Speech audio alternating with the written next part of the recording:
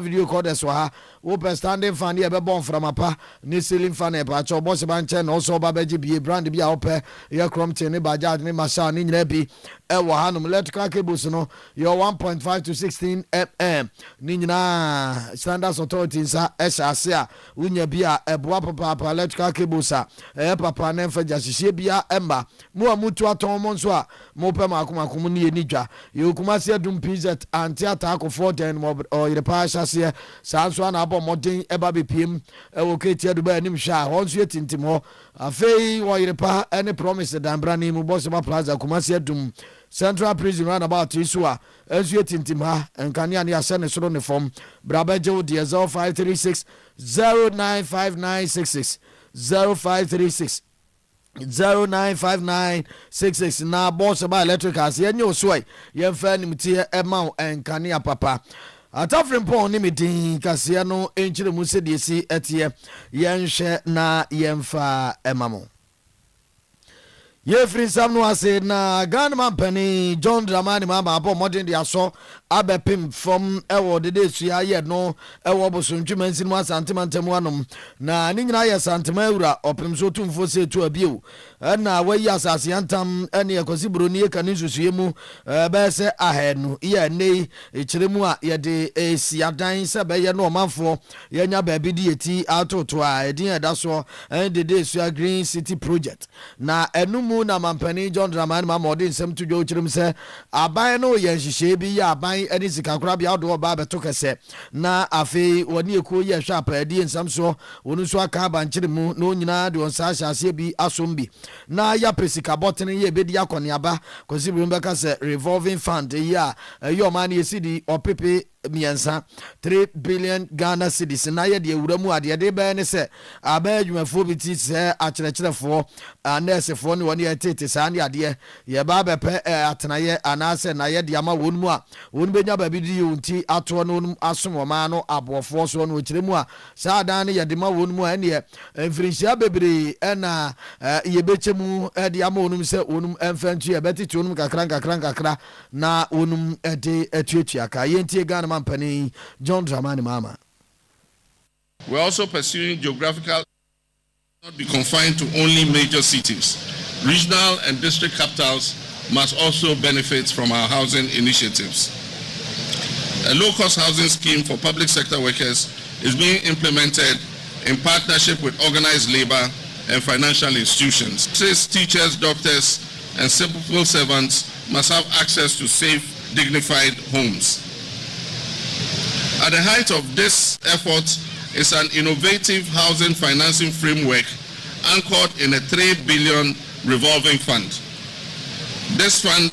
is going to be in partnership between government, organized labor, and the private sector, and it will enable workers to acquire homes in cities with manageable long-term repayment. Ghana Mampani John Dramani Mahamane na yati ye ko yenim kasienum na santimantem na yedaswa ejina na santimantem posi nkurabata so wonu achechemu a enti asante atifin fam posi dwumaku nkurabata ye wonu mpanifo na de nkrata abeto mountain so na wonum echiremu a na posi ni ya ni dini inspector Desmond osu afriye nei posi for kire se wode wonsa atone so a watwe no asinjen ye hwehwemu de afa so bo ne tansa bia ye de ateteta no ho na nkrata no echiremu se posi ni mamponten na odin dwuma se posi ni na so bo ne tansa ye de teta no ene se wono a ne ba abayo aye odi mfrinhia edu enan wosusu se wasese wono a ne ba no enu nti no na kire se so bo no echesa akwemienu baako eye se wasese abofra na afei baako nso eye de potokasem kosibroni eka no incest eye bojafra enso eka ho na posi adwumaku nkura bata no onum krata no nkyerem se afra se no November bosumi no ye bosumi du baako no ne da neto so enan ɛna wɔbaabi andi ne Charlotte Sama yɛ ɔwɔ Koforidua Puemantem wɔde nsɛm da aposifoɔ sɛ adaworoma wɔnum enye hwehwɛmu fa nsɛm ihoma no sɛ Inspector Desmond Owusu afiri yie wɔno a ne baba yɔ mfirihyia du na wasese no ɛma aposifoɔ nso so nsɛm no no nya adeɛ sɛ wɔnum ɛtena so wɔn gye yɛ a wɔn afiri nhwɛmu ase a ɛne wɔn kyerɛ mu a nsɛm no ɛne Agona district Dofsu foɔ nsɛm ɛna ɛwɔ a wɔn firi posini no ɛma ɔkɔ yom kyerɛ no ɛno akyi onya abedi na nhwɛmu no gu so a yɛ a ɛkɔ so esi wɔn ahyɛ no abere bia bra no wɔde ne ho ɛkɔkɔ kyerɛ aposifoɔ sɛ wɔn kɔ baabi a wɔn kyerɛ mu sɛ bra wɔn toto no ano no wɔse nsɛm no ɛnyɛ no korɛ na sɛ bie ntwa to so ani bosirim kan nanso nyina mu no posifoɔ kyerɛ mu sɛ ɛno nkyerɛ sɛ wɔn afantra sɛ wɔn hwie nsɛm no ato agu yade a wɔn ɛtoa so a na nhwehwɛmu no akɔsi aseɛ nti wɔn manfo nya nhwehwɛmu wɔ posifoɔ no mu sɛ wɔn bɛbɔ mmɔden na nokura bi a wɔn bia no atumi aba abɛtɔ mmɔden so na mmom sese deɛ ɛyɛ Inspector Desmond posifoɔ sɛ watwe no asi nkyɛn nam saa nsɛm no nti yɛnkɔ yɛn anim ɛwɔ nsɛm foforɔ mu na Vimviri Mantuam kwankyerɛfoɔ yɛ a wɔn na da nwomasua nsɛm ano Central Regional Director of Education Dr. Mrs. Juliet Dufie Otami wɔn na ɛkasa yi na yɛ nuanom ne yɛ mmaa wɔfaasefoɔ yɛ a na wɔtwetwa mu BCE wɔn atworo wie yɛ nɛ wɔn yɛ Arabic foɔ wɔn bɛkɔ akɔtworo mu deɛ yɛ twa to wɔn adeɛ na otu wɔn fusa adaworoma mo atworo so na wie yɛ ni gye pa mo ayɛ adeɛ ɔbɔ ne nsɛm de ma mo nanso mo nsusu ntam ho ma mo nyama adwen sɛ mo awie BC ni adeɛ nti mo ba bɛsoro mo na ne mo agyanom ne mo awofoɔ ne ahwɛfoɔ so wokyerem sɛ enwumasua no kɛsepa no na aka monim yɛ asɔhwɛ ahodoɔ deda monim yɛ atwa mu ɛno no ɛna de mo kɔ mo mpani yɛ mu kura bi te sɛ wase deɛ ne ɛyɛ university deɛ ne adeade nyina wɔ hɔnom nti mo mama adwen nyɛ sɛ mo awie wei no mo toa so akɔ monim no makɔtoa enwumasua so na afei ne aka da monim mo akɔ akɔkyerɛkyerɛ wɔse ma mo ma mesere mo kɔn mo afoɔ so mo nyɛ somakorɔ na aboama daache nyankropon ya adom enche mosohwe ensunsanso no ba na modinimu a afo abomoden atunya nyakomapa ne anigye na odi ato anwomasua ne so so because me catch ye ma no ese yesre mu wie exams ya enche mo wie school etimi hwe mo die mo fa mo ho enkobo emfra oni mo kono mo nsa enkase mo gimoni na mo wie school we anamumba ko ewo mudachi munko fie boko munko tama ufuasi na fe munje prepare mo for the next level which is the senior high school level the person will be able to moto ede akochi akoye we last year we had a bad experience there was certain communities ti Dr. Mrs. Juliet Dufie Otami na yate yenko yenanim ewon nsem foforom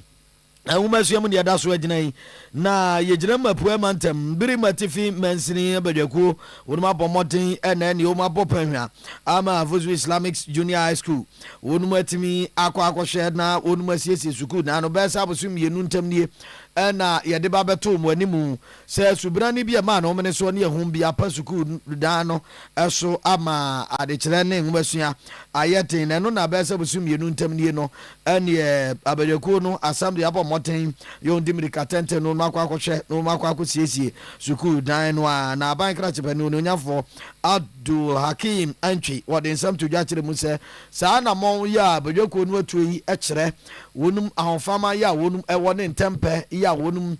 de beso manfo ehaw ahodo no ano ewo mansini no emu your dan na wa ha as Islamic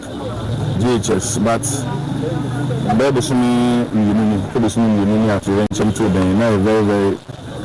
alarming and uniform ya so tie quickly na some assembly ni na ya put chip on ho be hwe ba you say dan in fact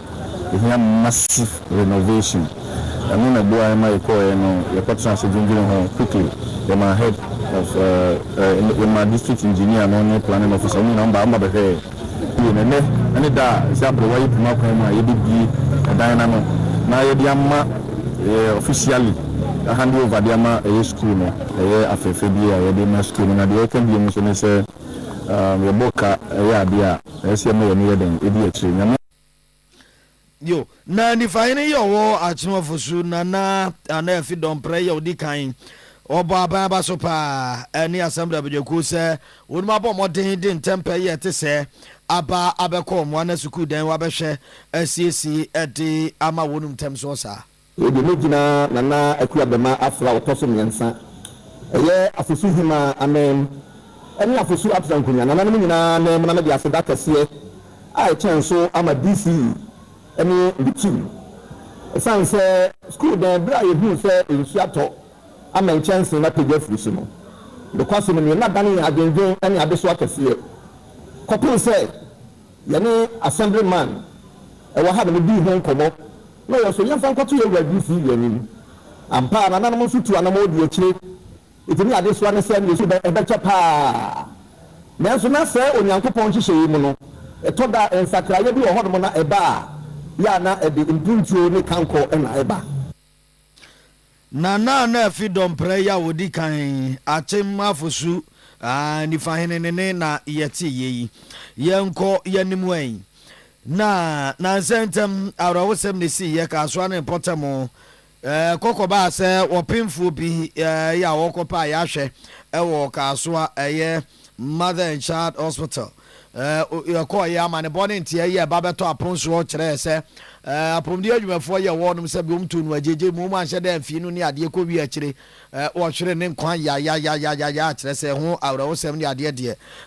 ja ye kan ya kan sen na otwe wie ye na abusia ne ade hye bo modern ka bo mu na wonum eye ntotoye na wo bai wonum akata no akire kura na nyame anim na ya awrawosem papa na ya adwutwa bna bo pa ya na enya agro kokoshe